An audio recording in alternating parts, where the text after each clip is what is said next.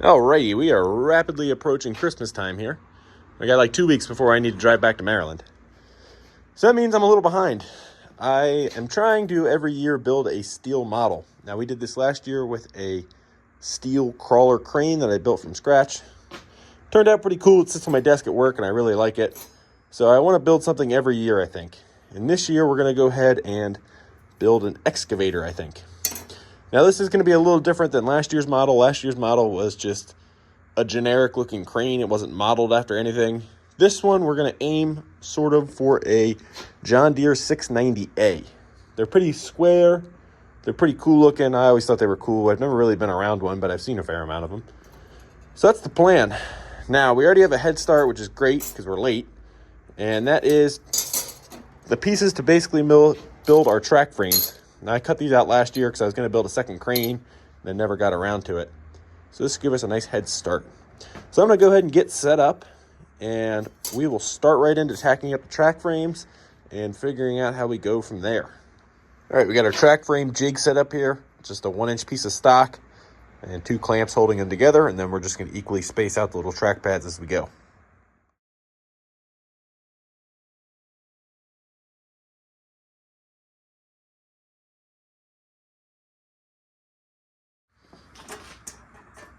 All right, we got our first track frame built.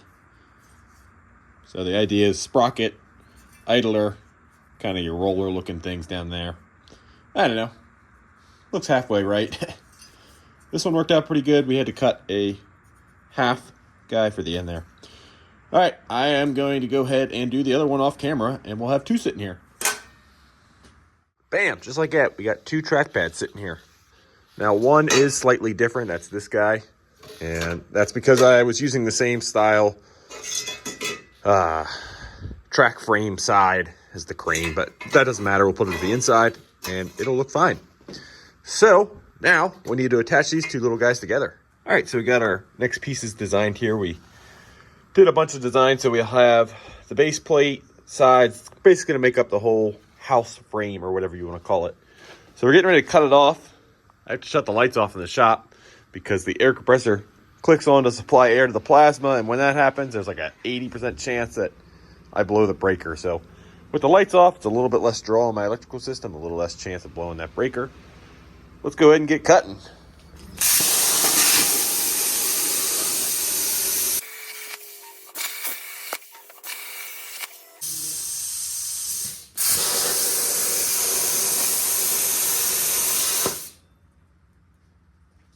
And that is when the breaker blew.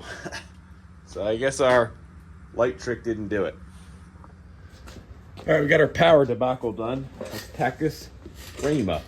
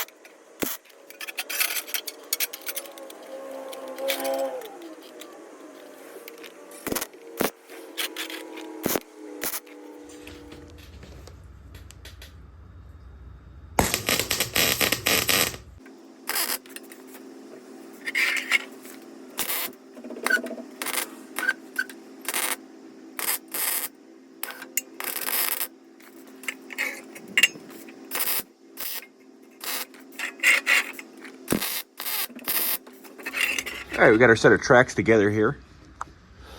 Far from perfect, but pretty level. And I am happy enough with it. So now we need to start building our house, or whatever you want to call it. And this is going to be our swivel. My friend Kane gave this to me.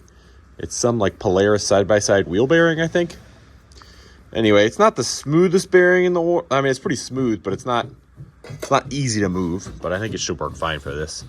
And plenty stout for our application. So we're going to weld that right in the center there. We will probably weld the inside bore here and then weld the outside bore to our house so then we can spin independently.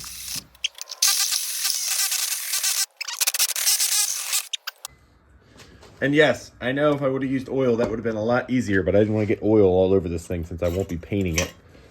Ow, that was hot. All right, for the big reveal. Boop. Sweet. So that'll sit like that, and this guy will sit right here. Something like that. So this will be welded to the inner part of the bearing, the inner race. The outer race will be welded down there. And then I think our spacing, I like that spacing for an excavator. That's enough clearance between the track and the bottom of the house here. So I think next we'll build the cab right here. And then we'll do the hood, all that. And then lastly, start the base of the boom. All right, we got a cab drawn up here. We got the side door, well, inner wall, no door, back window, front window, roof. Let's see if we can go ahead and cut that out.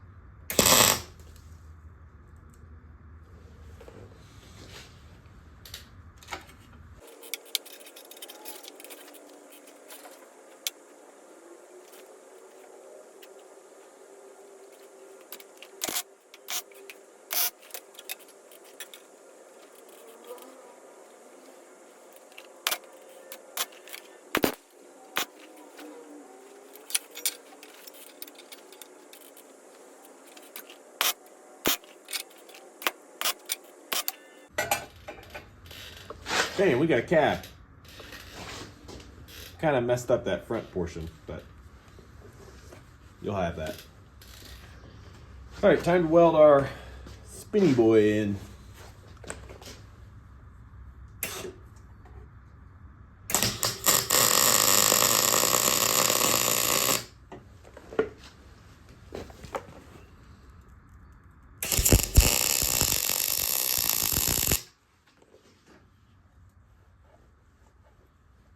Make sure it still spins.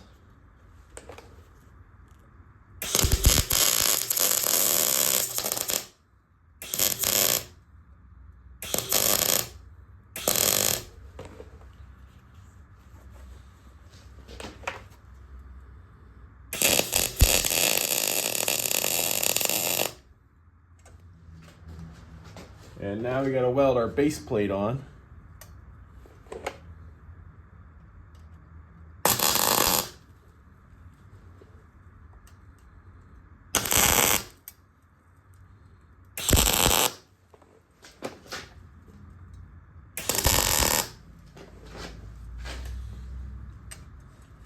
Bam! Sick. That's cool. Our first mechanism on the whole project that actually works. Cool. Now let's set our cab on here. Oh, it's looking like something now.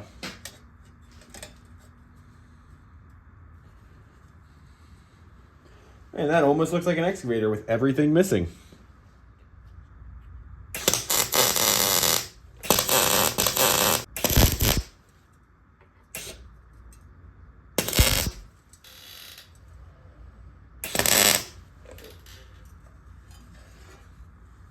Sweet. Got our cab on. All right. Now that we got the cab, we got to work on the engine shroud slash hood, whatever you want to call it. So we got a big piece cut out here, and you'll see I did, this is 1.5 inches tall, so we did a 1/2 inch of no cutting, 1/2 inch of cutting, 1/2 inch of no cutting, and that gives us a nice little relief and guide to use for our hand bending here. So, without further ado, it's pretty easy on 14 gauge like this. That's what we're building this thing out of. To just bend it by hand. You don't need a brake.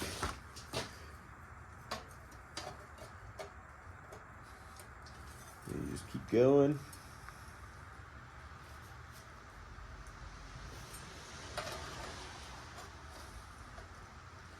Something like that. So we got about 6 more bends to do, so I'm going to knock those out and then we'll tack this up.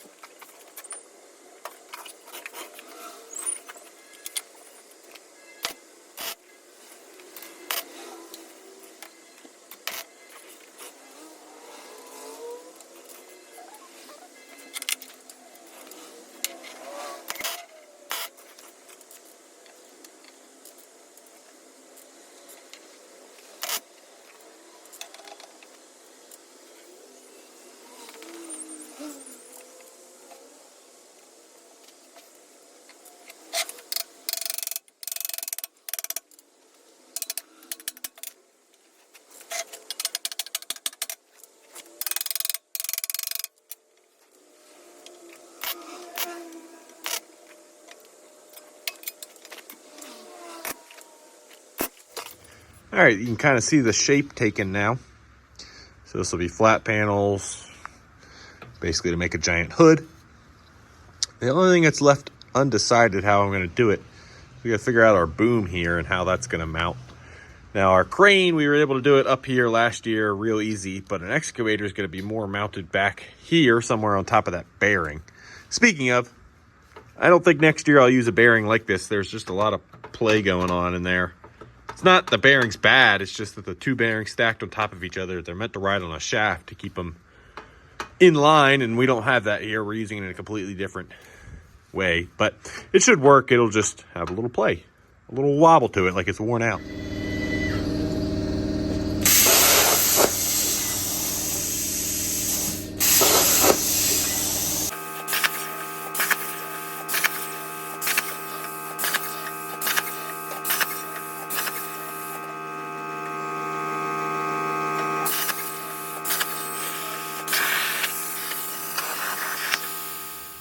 All right, I ran out of 14 gauge, so I grabbed some 12 gauge sheet that I had down in the storage area. And that does not bend nearly as nicely as the 12 gauge does. So we've got our janky brake set up here. Just the edge of my welding table and a piece of square stock clamped right on the line. And you can kind of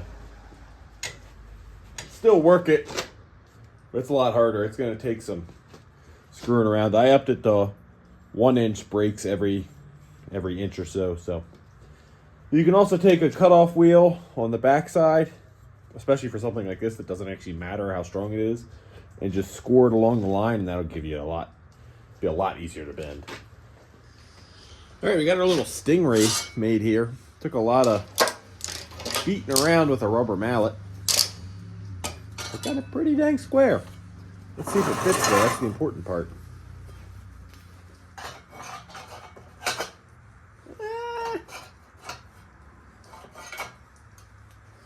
It's close. It's a little too long. We'll have to trim that up some.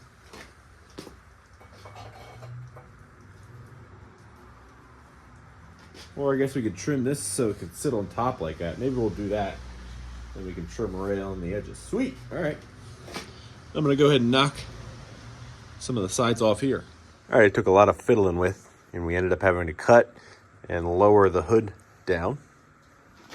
But we have a hood and fenders, I guess. We got a little gap there, a little tiny gap there. We had to do some grinding and stuff, but I'm pretty happy with how it looks. Sweet. All right, I guess next we need to figure out our boom mounting, and then kind of, this will probably, I don't know, on a regular 690, I think this piece just kind of goes flat over here to where the boom is, and then there's a little step down here, and so on, so on. We will probably go back and add maybe a stack, and I think there's supposed to be an air cleaner up here as well. That's future details. Let's keep moving on the big stuff.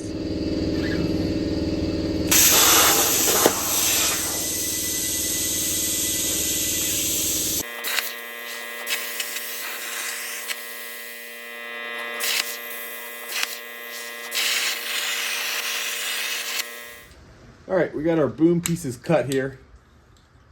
This is going to be hard to form this 12 gauge, but at least it's a nice big bend.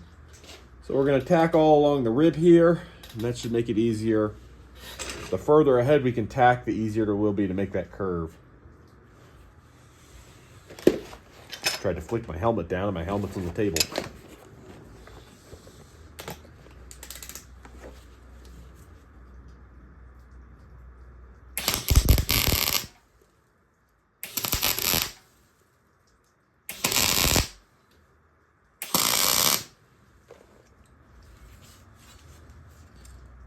We're just gonna slowly, I think we'll go ahead and tack it on the back here so we have a nice firm bend point. Ooh, burned the crap out of my finger because I'm not using welding gloves like an idiot.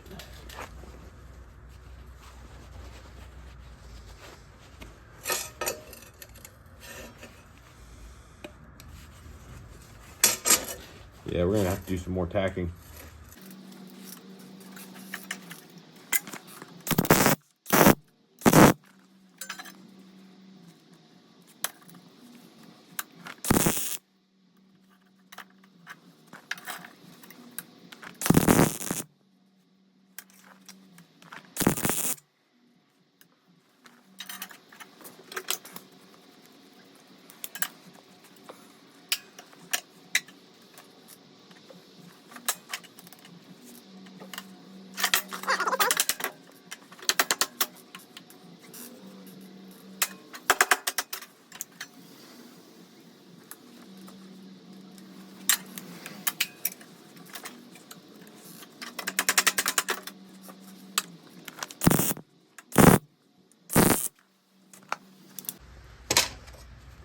Bam, we got a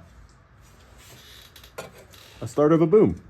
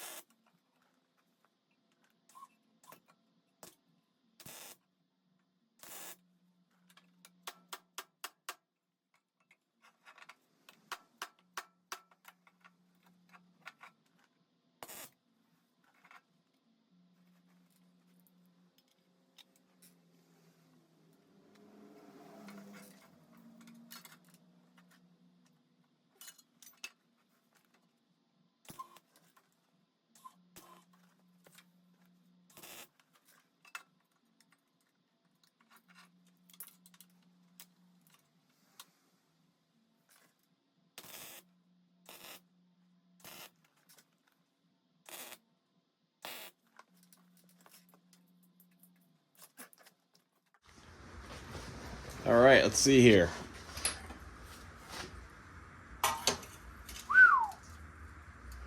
We got a boom.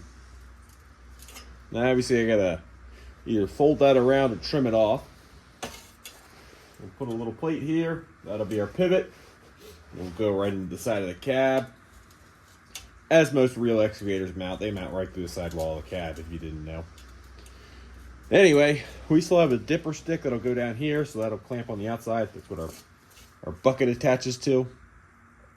And we've obviously got to build all this structure. But it's really starting to look like an excavator, that's for sure. All right, we got a good bit done on this front cover here. Plased it out.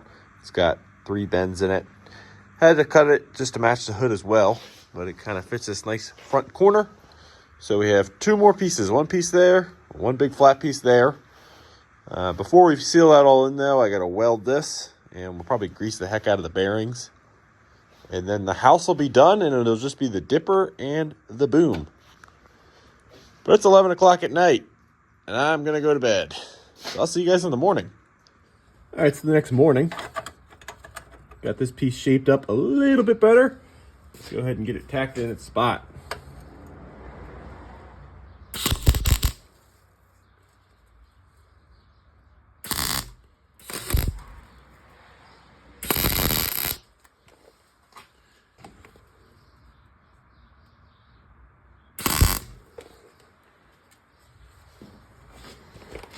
Throw one right there.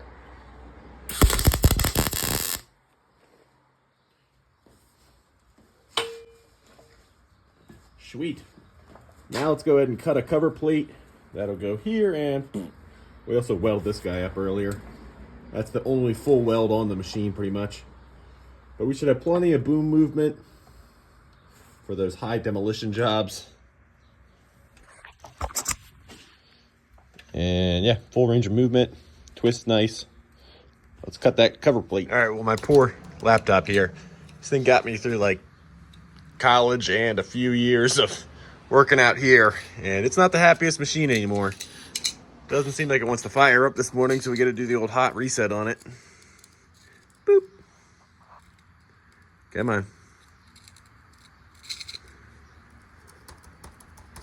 Uh-oh. So my power button long since gave up. So now you got to go into the side with the paper clip. But even that's not doing it. All right, well, this might be a problem. Oh, yeah. Rides again. Sweet. My power cord was just unhooked.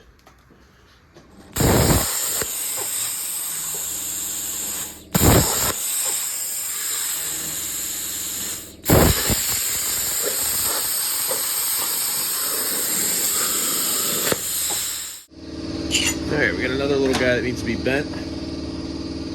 Let's go like that. We put a lot of relief in this, so it's pretty easy to bend.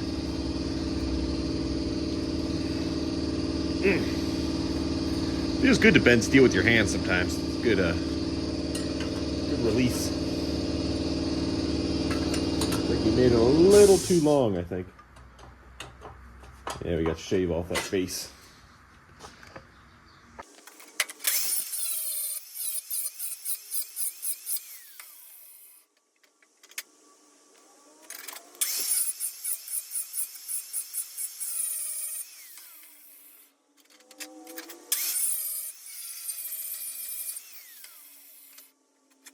Getting close. Needs a little bit more of an outbend, I think. All right, we got it fit up pretty dang good. I will say this thing is fitting together much better than my crane was. Our just bending process is working out a lot better. We're getting a lot better fit up. Makes our final product a lot better. So, the house, the body, whatever you want to call it, is done except for final details. I don't even know how crazy I'm going to go with those. Our boom, looking pretty good. I don't know if I'm going to do cylinders or not yet. We'll see at the end of the video. It would be kind of cool to turn down some cool looking little hydraulic cylinders on the lathe, but see if I run out of time or not. All right, next is our dipper, which is going to clamp onto the outside here and just be a probably pretty straight stick down to the bucket.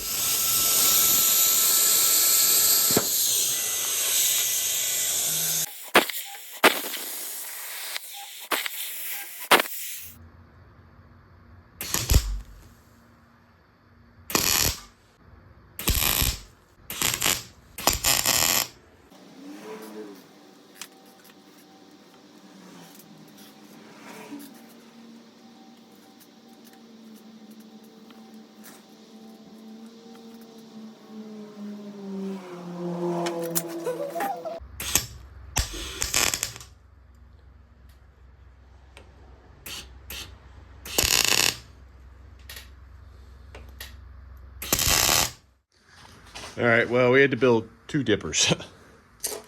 My first one was a fail. That's the one you guys saw me building. I was going to do another plate over here and then move the pivot point back, but I decided to trash that and built a second one.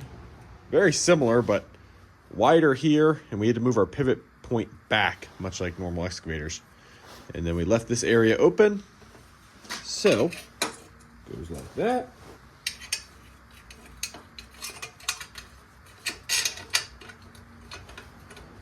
Something like that.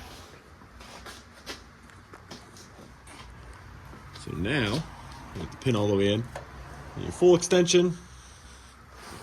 It's a little tight right now.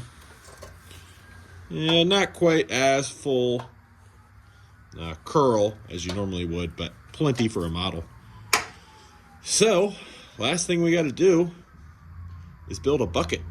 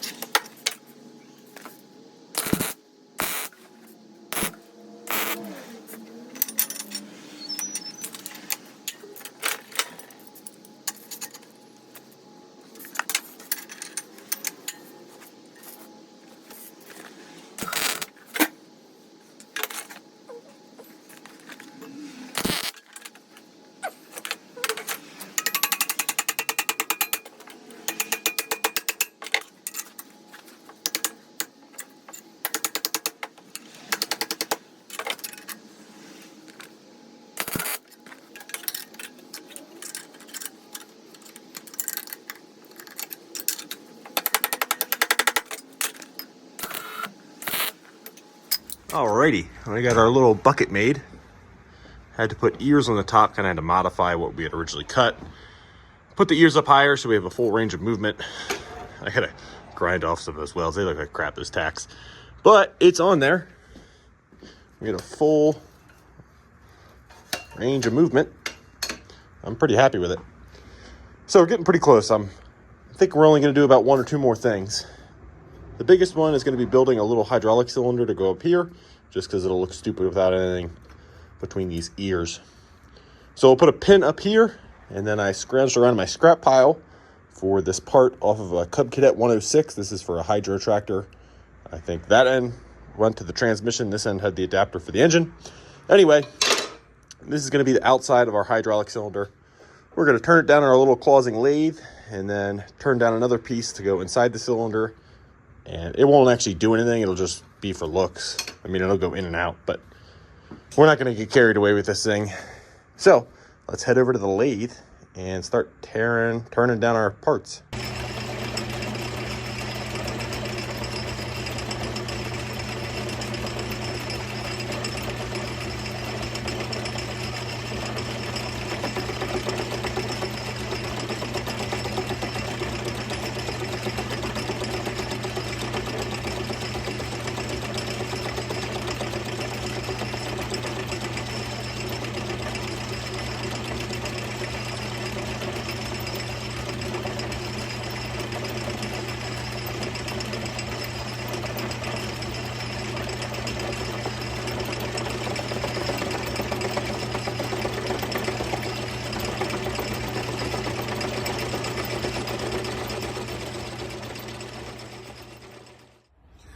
All right, I think we have our little hydraulic cylinder finished up.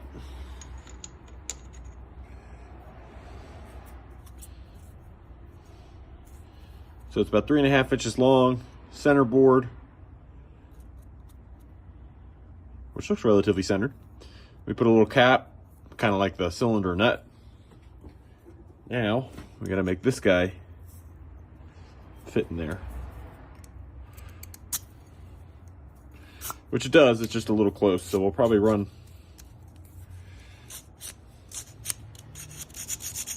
it works pretty good. I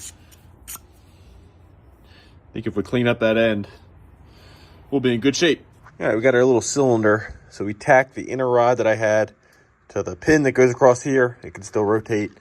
Then we tacked it to a pin back here with just two little, these are the same ears that we needed for the bucket. So we just plasma cut one more of those out. So let's see if it works.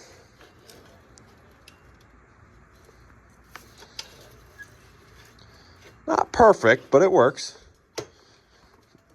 And we don't lose the cylinder when we extend all the way in. So I'm going to call that a success.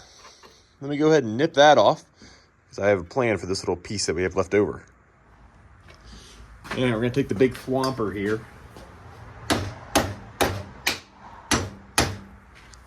Can't even swing a hammer good anymore.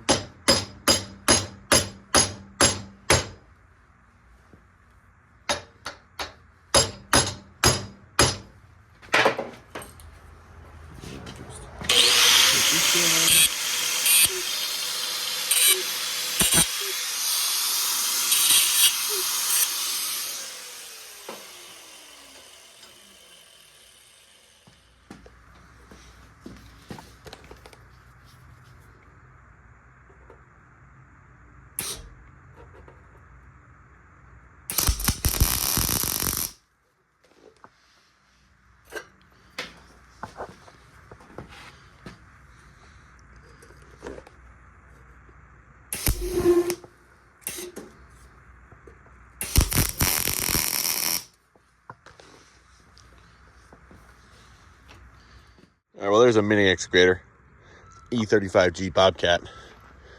Here's a mini excavator. We are all finished. So the last scene you saw, we tacked on our little exhaust, and shortly before that, we put our cylinder on and trimmed off those pins. We're calling this thing done. So I didn't paint the crane last year or fully weld it, and I'm not going to again this year for this guy. I do actually have access to a TIG welder here. I'm at my parents' farm, and I have a Lincoln Ideal Arc, giant old transformer machine that I couldn't bring with me when I moved, but I'm all out of argon, so I'm not going to worry about welding this thing all the way out. It doesn't need it. I kind of like the look of just the tacks. Maybe one day I'll go back and TIG weld all these and then paint them and whatever, but I like them bare metal like this. So with that, I'm going to give you one final spin around.